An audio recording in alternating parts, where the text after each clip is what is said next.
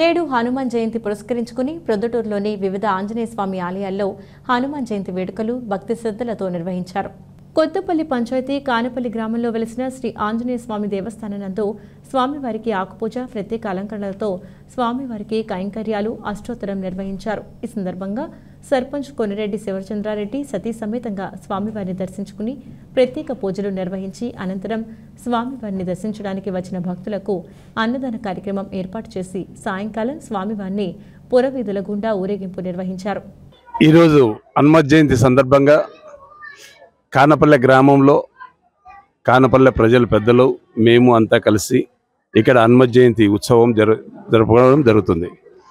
ఈ హనుమత్ జయంతి రోజున దాదాపు 90 సంవత్సరాల వెలిసినటువంటి హనుమత్ టెంపుల్ శ్రీ వీరాంజనేయ స్వామి టెంపుల్ను గత 15 సంవత్సరాల క్రితం దీన్ని రెన్యువల్ చేయడం జరిగింది, అంటే రీమోడల్ చేయడం జరిగింది. అప్పుడు చిన్న రూమ్ ఉన్నది, చిన్న రూమ్లో ఆ ఒక్క విగ్రహం ఉన్నది.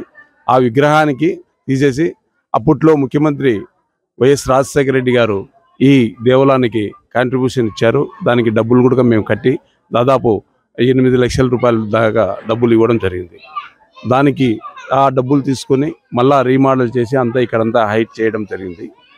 ఇప్పుడు ఈ హనుమత్ జయంతి సందర్భంగా పూజా కార్యక్రమాలు, అలాగే మధ్యాహ్నము గ్రామ ప్రజలకు మేము అందరం కలిసి భోజన కార్యక్రమం కూడా ఏర్పాటు చేయడం జరిగింది. ఇంకా పోతే సాయంకాలం పూట కూడా ఈ యొక్క హనుమత్ జయంతి సందర్భంగా ఉత్సవం కూడా ఊర్లో సాయంకాలం గ్రామోత్సవం కూడా జరుగుతుంది.